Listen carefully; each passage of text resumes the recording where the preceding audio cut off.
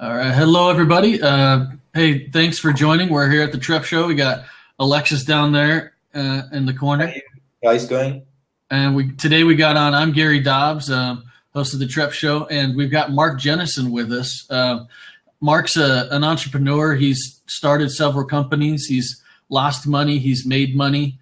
He's made good choices. He's made bad choices. So we want to share his story with you, and so you guys can hear from an entrepreneur's perspective about his success, his struggles going through it. So we're glad to have you here. Mark, thanks for joining us, man. Appreciate to have you here. Hey, man, guys, thanks for having me. I really appreciate it. This is going to be awesome. I'm going to share some of my personal journeys that I've been through, and looking forward to helping maybe get some information, some people to not make decisions that I made. Yeah, for sure. And we're going to leave the seat open. So anybody that stops in or whatever, you have a question, you want to ask it on video, just call in. Or if you want to ask from the corner, make sure you hit that / and you can hit a question from there. So just a few minutes ago, Mark, you kind of started to get into how you got into entrepreneurship.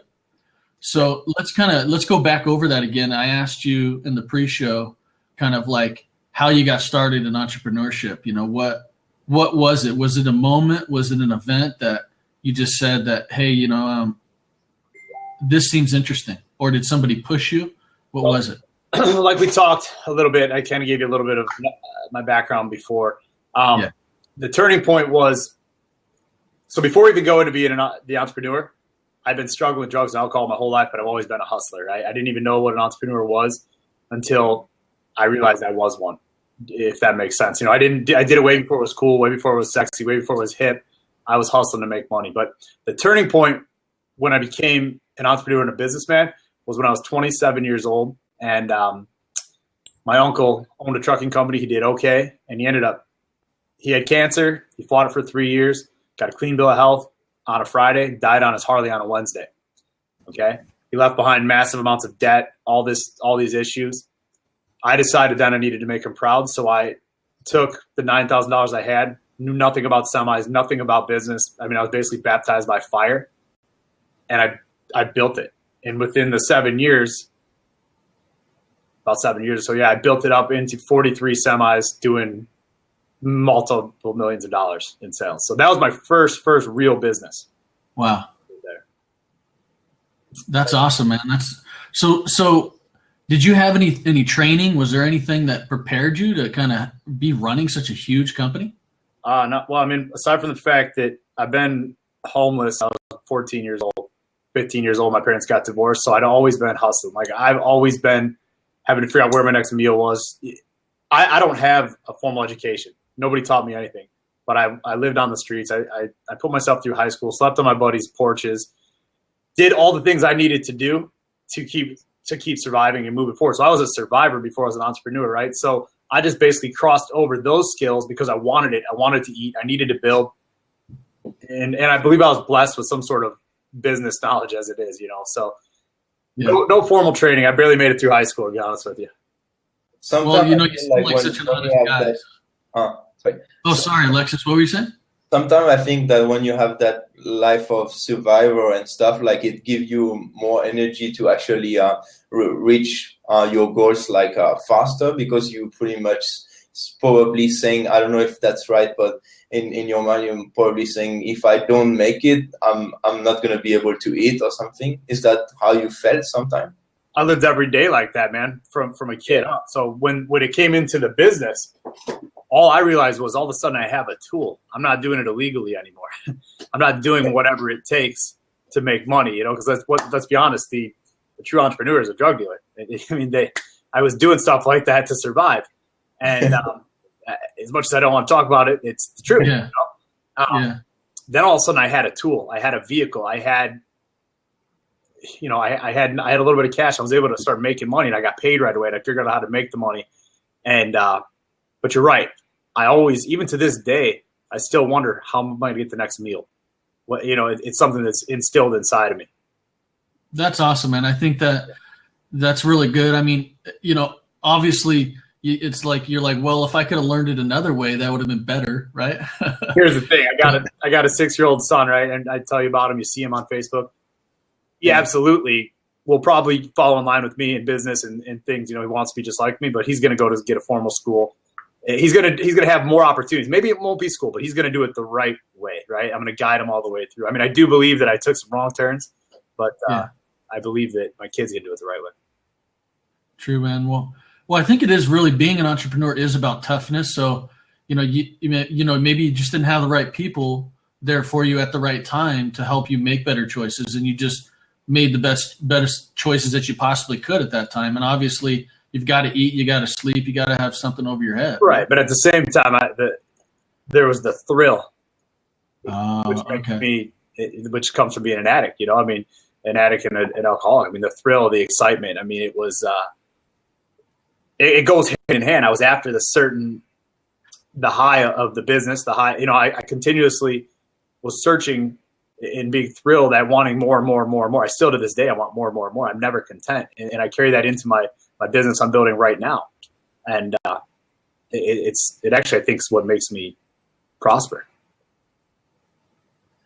I'm just wondering, actually, what happened on that time when you were pretty successful at that time, and then you suddenly did you suddenly change your mind and then decided to just enjoy more life and then go out more often, and that's how it became or what really happened? How I lost everything? Yeah. That's what I thought, because I feel like you know, when you already build something, it's usually hard as well to lose it unless something happen and then makes your life harder. The windfall of the money. Okay, so I was cocky, I was arrogant, and I had all these issues, right? I had all these addictions. I thought the money was never going to run out. I thought I was smart. I mean, I didn't take it. I took it for granted is what really truthfully happened. I mean, every single time I'd be, I didn't get any loans. So I have no actual loan debt over my head right now from what I did. So all the money that I did, I'd reinvest. Okay. So I reinvested. I grew. So what happened was I actually really lost it. I was buying out. I was diversifying from a transportation company into a plastics division. You know, I had a tanning salon. I was buying a plastics company, a scrap company. I was buying some buildings. I got in bed with the wrong guy. Okay. And I was in a wrong state of mind. And I probably could have saved everything had I not been in such a bad spot. But I trusted, I believed, and I lost it all. So, wow. Yeah, so part of it you're saying was that business partner you had. Yeah, you know, I went to Jamaica for a little while, and basically what happened when I was gone and I left the country in thinking everything was going to be okay. Took my family down there. The guy that I had doing my books had terminal brain cancer or something. And they were going through finding what my most profitable things were on my book. Because the way that it worked, I was buying this building and I had buying the companies inside the building plus my business was in the building. I commingled everything. I gave them access to everything I had. So that was a mistake that I made because I trusted this guy. They sold me on the fact that they're going to come. They were with me. You know, they're going to help me do better. Well, that was the biggest mistake I ever made. I mean, one of the biggest mistakes I ever made. By the time I got back from Jamaica, they'd figured they had messed up my receivables, messed up things. Remember, trucking is cash intensive. I mean, every month I'd spend $100,000 on fuel. Oh. You know, it was a big deal. So they hurt my liquid, and then I was basically screwed, and they took my accounts. Yeah. Wow, man, that's terrible, man. I always hate to hear that with stories, but it's such a common thing because I even hear so many people that are successful and even celebrities that are well known, they'll still sometimes get into a bad situation and become, you know, and get into a bad deal with a bad business partner. They learn they gotta catch it right away and be smarter, you know, a little bit. So I guess, you know, really just, I mean, be trusting of people, but also be skeptical at the same time because that sucks when somebody can surprise you. The truth is, the guy was a snaky dude, and he, you know, he took advantage of the fact that I wasn't in my right frame of mind. Whose fault is that? I'm responsible. I'm the one that was using. I was the one that was drinking. I was the one that was partying like it was 1999 or whatever. You know what I'm saying? Like it was, I didn't, every day of my life was a party. So who do I have to blame? Not him. It's me. You know, and the fact that I can take responsibility for it and I'm having to rebuild my life again. I think was all supposed to happen. It's going to make my story even bigger when I make more money next time. I like that, man. So what did you do next after this business, tanked and we'll just talk about a short period in my life when things got really bad. The business tanked on May 15th. Okay. My ex old lady took my son away from me and left me for a short period of time because I was using and drinking. June 18th. Okay. I didn't get to see my son for Father's Day. I hooked up with my friend Tony. We ended up in the wrong place at the wrong time with the wrong girl or whatever. I don't know what happened still to this day. I ended up finding him dead from an OD. Okay. And he wasn't a heroin addict. It was like his first time. I guess I didn't see him use whatever happened. Something happened that night that I don't know about, but so here I am now. Lost my business, lost my family, just lost my best friend. Going about the most downward spiral I could be. And I was suicidal. I didn't want to live. I was broke. I mean, I didn't know what to do. I'm living in this giant mansion over down the road here in Geneva National, this big empty house, and just alone, losing everything, right? I was figuring out a way I had a $3 million life insurance policy. I was trying to figure out a way that that I could kill myself so that my kid could get left the money because I thought it was better for him. And then something hit me that I can do it again. I remember laying on my bed. I can remember the moment right now talking to you. I had $200 in an idea, and we ended up taking that $200 and turning it into another trucking company. I got a guy to help me get it up and running, and we turned that into a $6 million company within like 10 months. Wow. Dude, that's amazing, man. I really like to hear how you kind of bounce back from that. You pretty much did like the thing you did before, but a lot faster, isn't it? I had to, right? I had to do it faster. Now, here's the thing, because I couldn't have a lot of things in my name because I just tanked, right? So I was able to maneuver around, but I never had full 100 complete control. It was my ideas and through somebody else, right? So things got a little bit sticky there in that situation, and that's why I ended up getting out of there. But the reason I did it so fast, because I absolutely hated trucking, I absolutely hated it, was because I had my brother, my friends, they were all dependent on a job, and I care about it. So like, as I was coming through in my business that I had the big one, I was like MC Hammer, man. I took care of everybody. I took care of everyone's paychecks, cars, phones. I had to, so I've been providing for so long for everybody, I had to do it quick. And I got them up, got it running. Then I took a little bit of money and I stepped back. I didn't take a lot from it, but I got out of there and went on and did something different. Would you say that, like, if you're running solo, would you say there's a big difference for you if you know that there's other people that are depending on you for their job, for their income? Does that push you a little bit more? It does. It did. But here's where I'm at right now. So now I know what I don't want, right? Everything went down. Everything crashed. Everything burned. People were mad at me. Everyone hated me. Came around. I went to rehab. I kept messing up. Now my life is so far. I had to go through that to completely. There was no separation. I wasn't getting out of that hole no matter what, right? That stress of having to provide for people so close. It's not just showing up and get your job or do your job. It was more like having their hand in my pocket the whole time. So yes, it pushed me to a mental state that was not healthy. A lot of stress. Now, as I'm rebuilding, building my brand, what you see online and doing my stuff, I know one thing. I'm not going to have any overhead. I'm not going to have any payroll. I'm saying I'm going to keep everything to a minimal, no payroll, and get something that it can make me money at night. The business that I need to make, the model that I'm after, is going to make money while I sleep. And with no one, you know what I'm saying? Like, I'm going to put it together so that it automates and I can then do my work in the daytime. So I'm going to make myself scalable. I'm selling myself and selling my story is basically what's the right thing for me now. So tell us a little bit about this business, this venture you have. Like, I believe you have aren't you launching a product tomorrow? Yeah, so basically what this is, it is, so we skipped the part where, so that we can bring it up to speed, because Alexis here doesn't know exactly what's going on. So I had to go get a job right after I got out of that $6 million company. I had a little bit of money. I think I had 40, 50 grand in a safe, cash. I ended up relapsing again, and I burned through every single dollar. every single dollar, Oh my right? gosh. Really? And here I am sick, no job, going, what am I going to do, right? I walked into the car dealership, never sold cars, but because I bought 27 vehicles from these guys when I was selling cars or buying cars, they took a chance on me. Actually, the first dealership didn't. Their other one didn't. The second one took a chance on me. I instantly, within the first 4 or 5 months, in the middle of the winter in a town of 10,000 people, became the top 1% in the car sales. So I sell 30 plus cars a month. Wow. Right now. That's one a day, right? So my product that I'm making right now, it's not because I can do anything different. It's because I have the mental.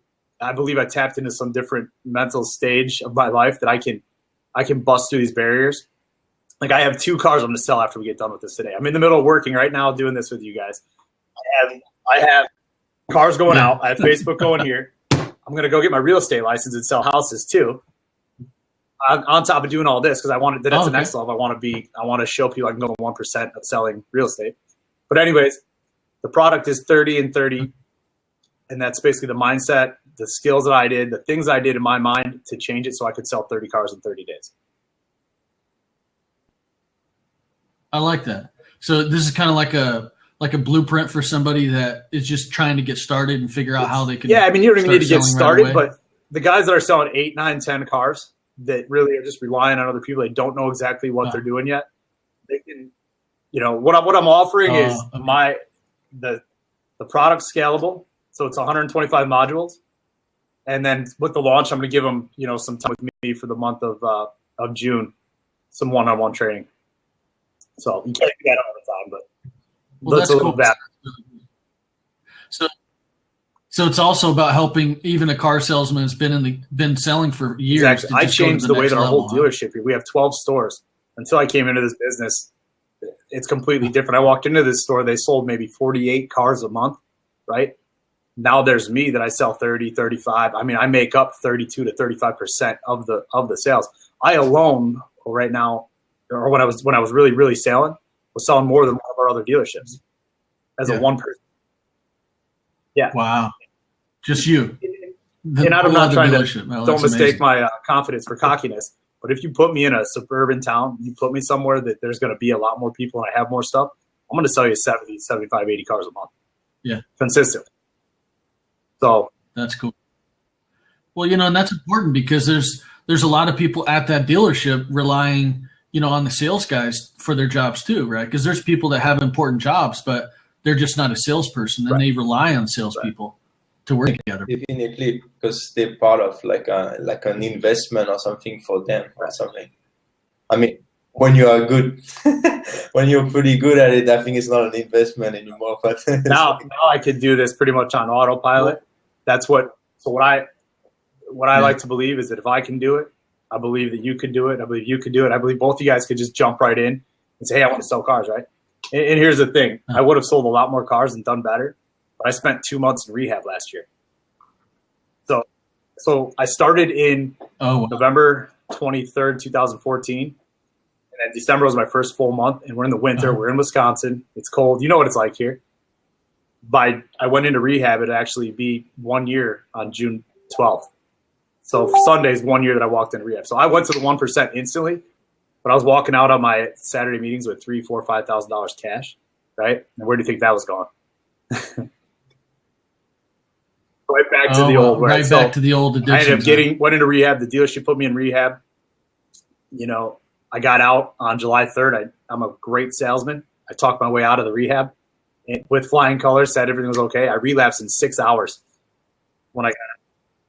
Lost my job, lost everything, lost the job. Wow. Everyone was so pissed off at me. I went to Florida. I'm like, what am I going to? Actually, I went on an 8-day bender after I got out because I was so depressed that I just messed up. Then I went to Florida. My mom lived down there. Went out to Florida. Got back here.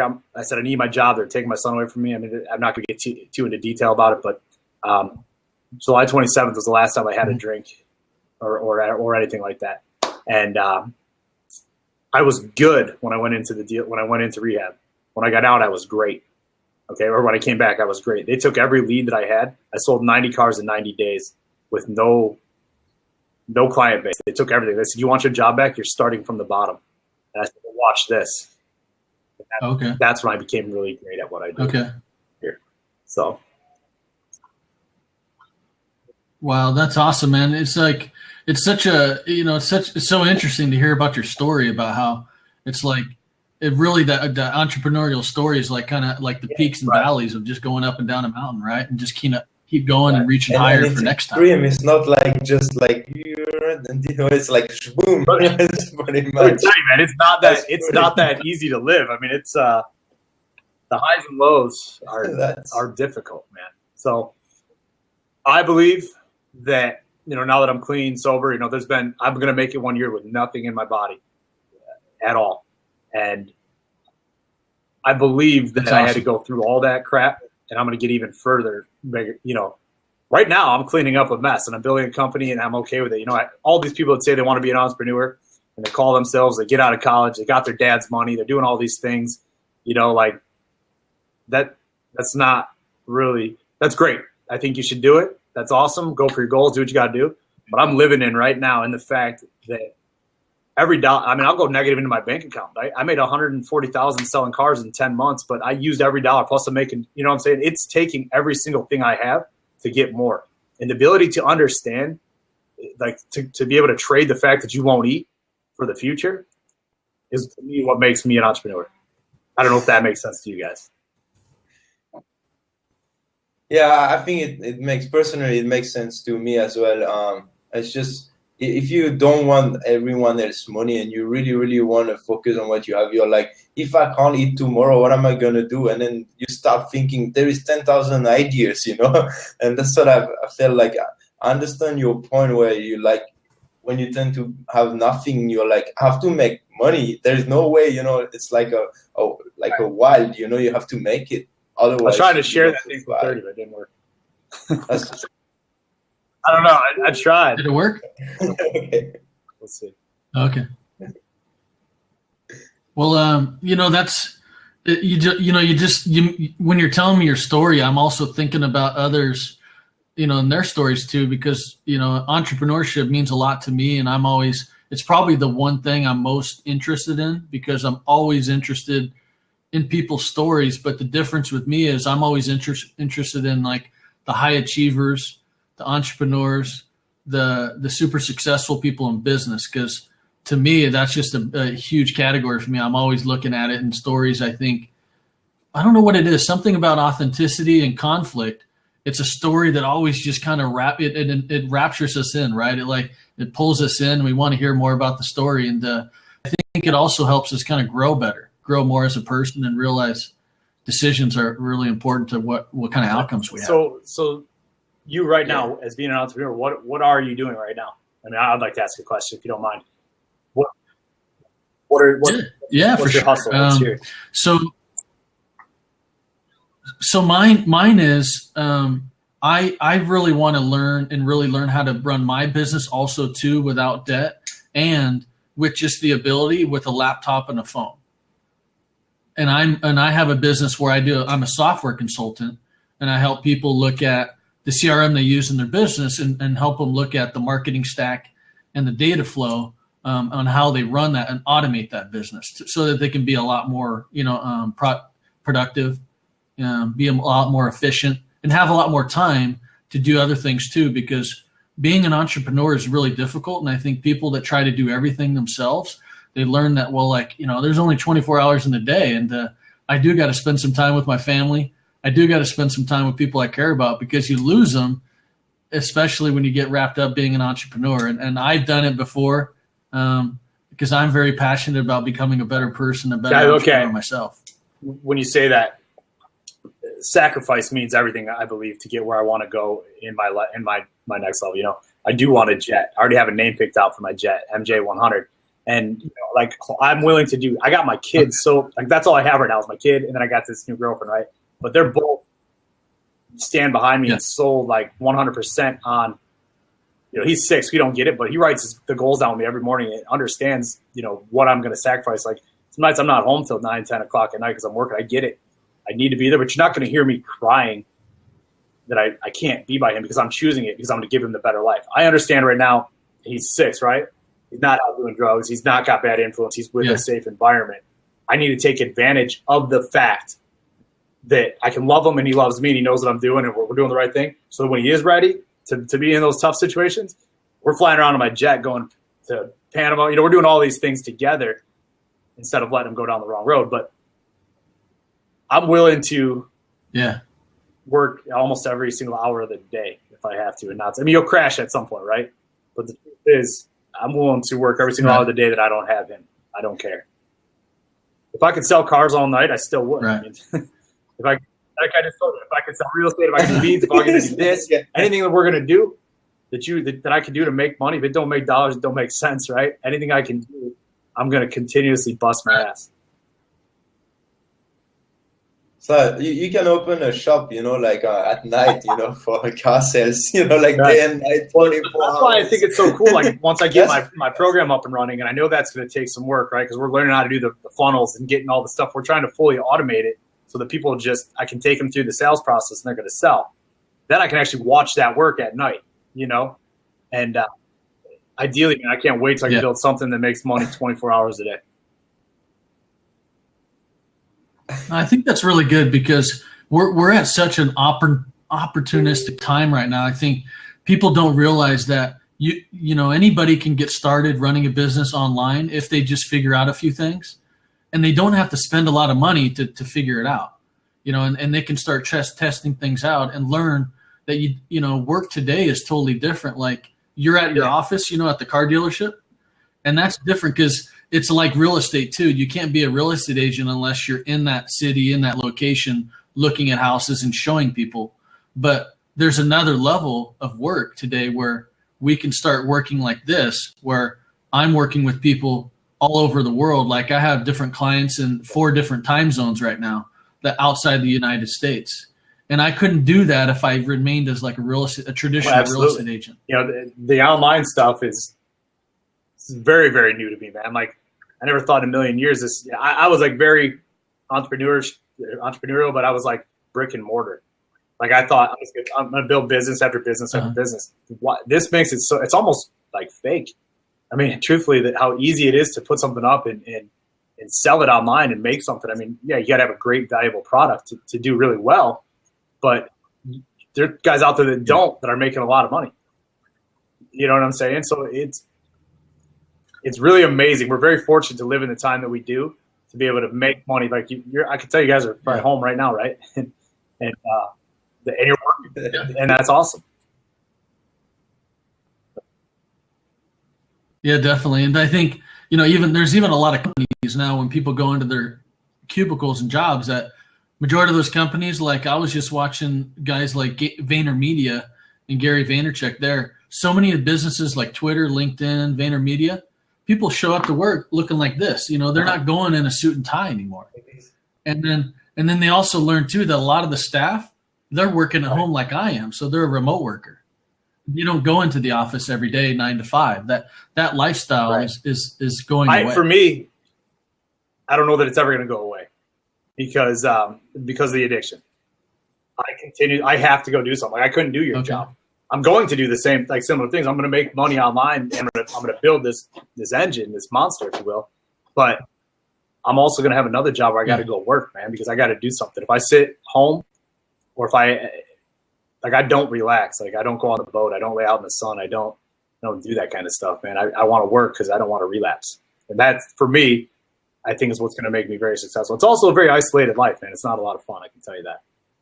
You don't feel like the more you actually work, the more you want to do things, and the less you actually work, the less you want to do things, and that's how things going. I feel like so, but just wanted to ask you because you're doing so many things at the same time, so you could have a better overview than me. What do you mean? The more I do, the more I want to do?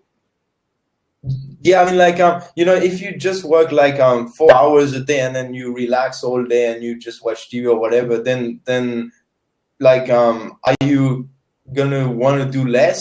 But if you work like 8 hours or more, you want to do more all the time. Always. Is that how? That's how I'm doing. Because I don't know when the last time I only worked 8 hours was. Sorry? I mean, I don't know when the last time since I got out of rehab. I've been at the dealership every hour they've been open. on top of building everything. You know, I think Oh, I went to Florida with my son for a week. I went nuts. He had a blast, but I was fighting it. Like I couldn't work, I couldn't do anything. But to answer your question, man, I'm not saying everybody should live the way that I do, because I also have this. I'm sick. You know, I believe the addiction is sick, but I have to do it. But the point is, if you want to be a real entrepreneur, you got to bust your ass. It's not easy, man. You get punched in the face every single day. I mean, I'm sure you guys are probably doing great at your businesses, but how hard was it to get where you're at right now? Yeah, it was tough, man. I had lots of friends and family always telling me, like, Gary, what are you doing, man? Go get a job. I'm like, what is it?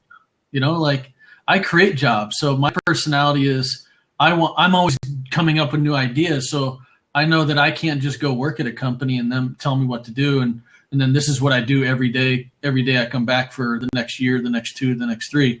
I'm always coming up with new ideas. So I might run a business today and try to build it. But I'm going to have new ideas to where I want to build another business. So my struggle is I'm always thinking, well, these ideas, these businesses, they need to be connected. If they don't make sense and can't work together, then I don't. Try to link everything together. Underlying question. Somehow, some way. Yeah. Yeah. So like this show that we're doing with you, you know, like Alexis and I are just doing it because we want to just build a community for entrepreneurs and people, and bring on people that have lived it, have the success, have the struggles, so we can provide some context around that. And we don't get paid for it, but we know eventually, if it makes sense, people are going to join and the audience is going to grow. People will tune into our content. We'll have more articles and things written. So at that point, then the money will start coming. You know, advertisers, the stuff that I do, I don't get paid for. You know, when you look at it, how much I work, how much time I work, right? You're not collecting dollars right then and there, but it's building up for the bigger thing. So you have to be able to be okay with the fact that 75% of the time you're not getting paid, but the other 25% you are. And when you work that many hours, that 25% is much larger. Your income's going to be a hell of a lot more. That's how I look at it. Anyways. Definitely. But definitely. You know, it's interesting that you were talking about how you want to go away from that liability point where you'd like to have a business that's able to run without you and have some automation to it so that you can have maybe a different lifestyle. And obviously, without the stress, I could see that's a huge factor. Who wants to have all that stress weighing them down? And for my business, what I've been doing, one of my goals, I believe success is all relative.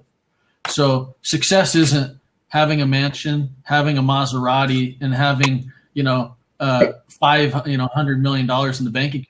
Sometimes it's just having a kid, having 5 kids, having a family, and being a stay mom to someone. That's successful. If they could have that happy lifestyle, to them, that's success. And that's where I kind of see success too, is it just depends on the person, depends on what they find valuable, what's important to them, and how they want to live out their lifestyle. To each their own. Whatever's going to make someone successful, or in their opinion, I deal with that all the time, because the majority of my friends, my family, they're not even freaking.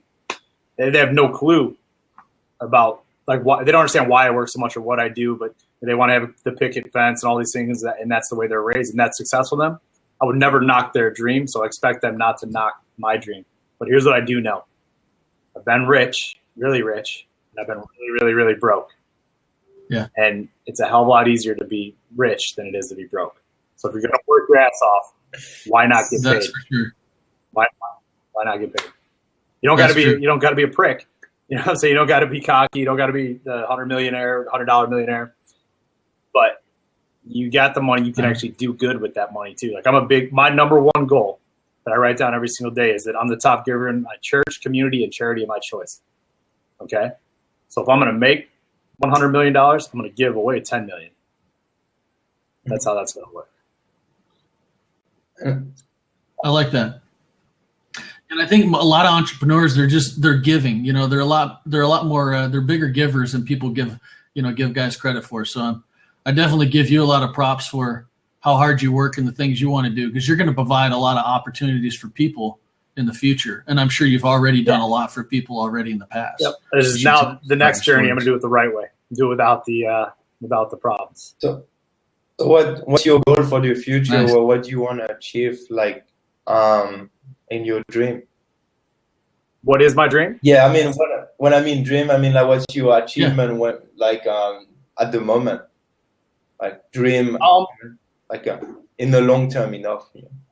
Yeah, the long terms have multiple businesses, multiple streams of income. But like, so when I write down my goals, I want to be the top, top sales training, motivational, inspirational type coach that I can be. Like to be in the 1% in that realm.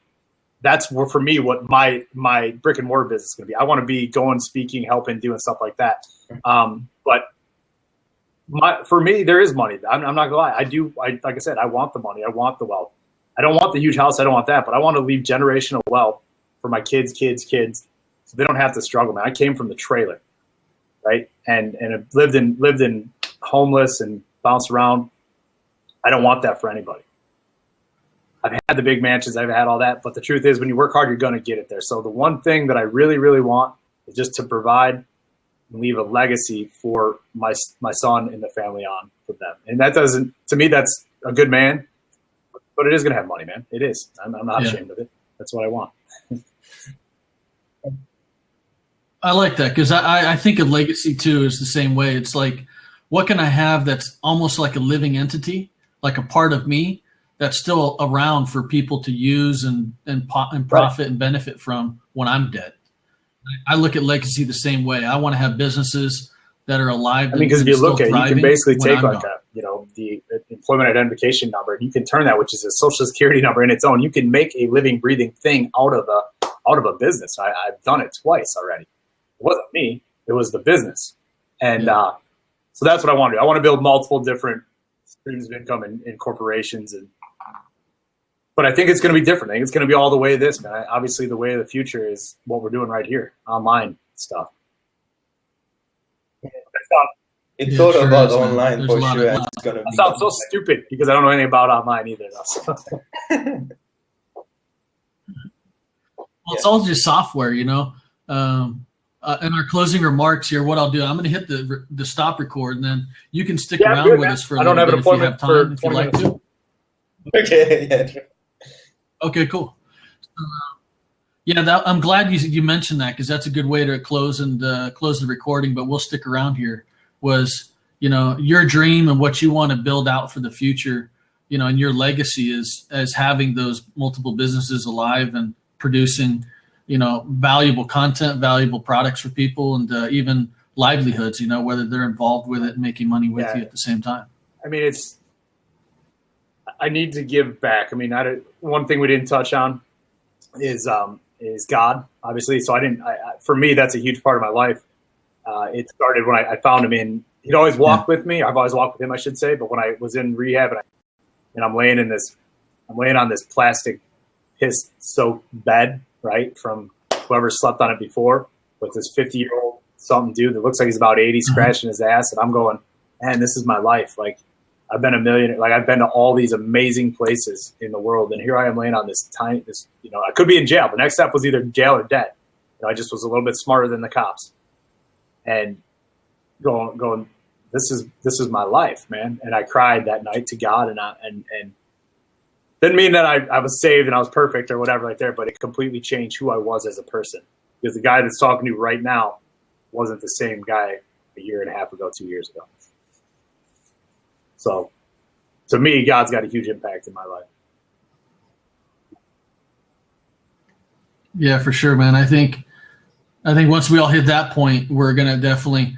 You'll start if you've never talked to God before. Absolutely. You'll talk to him at that point. It was a turning point for sure. But I want to hear about. So, Alexis, what do you do? What's your gig over there? 6 in the morning.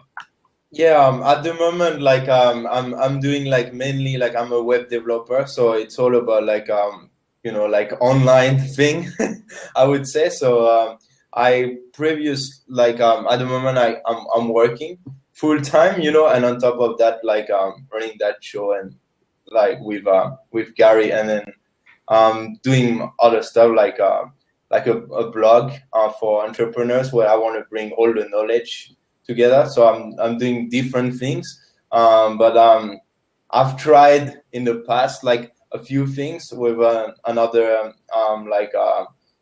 person that worked with me, and we tried to build like a software, like I would say kind of a code system.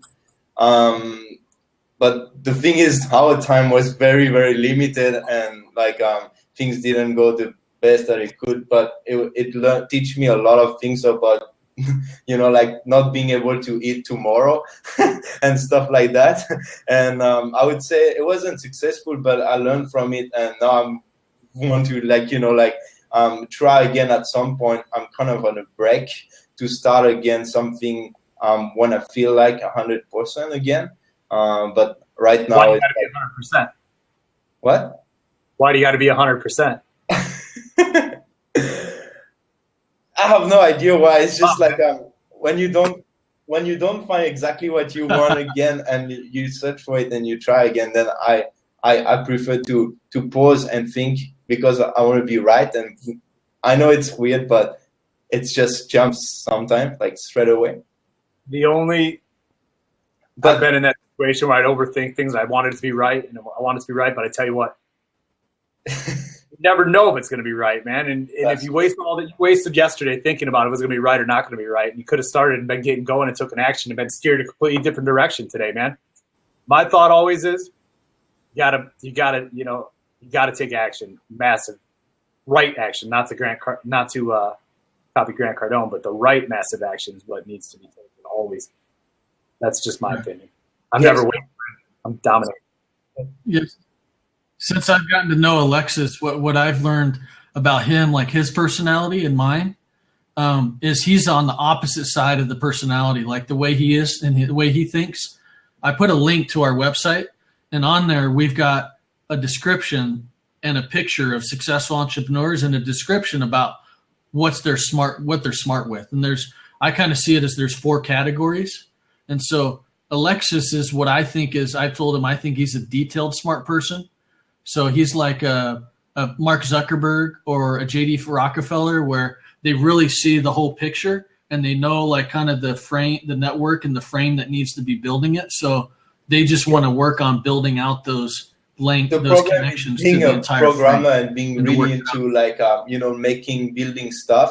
It's all about being not perfect, but at least running the things properly where it doesn't crash. And since then, I learned so much about being as good as possible, which make problems as well, because I can't take action, which is an example. When you go for sales, you have to take action, otherwise you can't make it.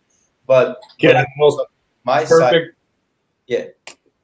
most perfect product or the most perfect everything, but if you don't do anything with it, how are you going to get it out?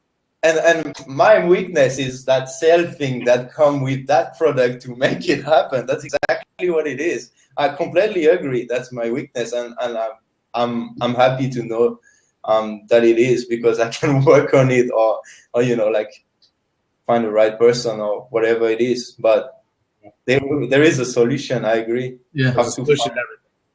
What? There's a solution to everything. Yes, I completely agree. There is, man. When Alexis and I met and we first talked about doing this show, he was like, yeah, let's build it. I want to do this. I want to do that. And he had built a really good website called Love Startups, and it works really well. He collects all this different information about entrepreneurs and videos from around the web. But I was just like, well, let's do this. And he's like, okay, well, yeah, let's build it out. Okay, maybe it'll take us 6 months, build it out. I'm all, no. Let's just start right now, and then we'll just figure it out along the way. So totally build your product as you are out there actually trying to earn people's respect or earn their business. And he's like, okay. So then I just started booking people. I called people. We didn't even have anything set up. And I just started calling people, and I had 3 people booked for our next 3 shows and on a Saturday night between 8 p.m. and 12 a.m. I was reaching out. And so I did the same thing with the 30 and 30 program. I wanted to do it. And I'm like, so we have a green screen. We have everything next door and at my Dodge dealership right next door. So I went in the middle of the day and I would knock out 2 or 3 hours of filming. I went without I just put it to paper, or took it from a piece of paper to action. Yeah. And I did it in I knocked out a week and a half. Could I have probably done it better and took Alexis's route and been a little more strategic? yeah, but you know what? I wouldn't have got it done. So what if this product isn't the right first product that I'm going to get out? It's going to make me known, right? It's going to take me out of obscurity, and it's done, and I have something to sell. Now my guy's having to figure out how to market it because I went too quick for him. I'd rather do it that way.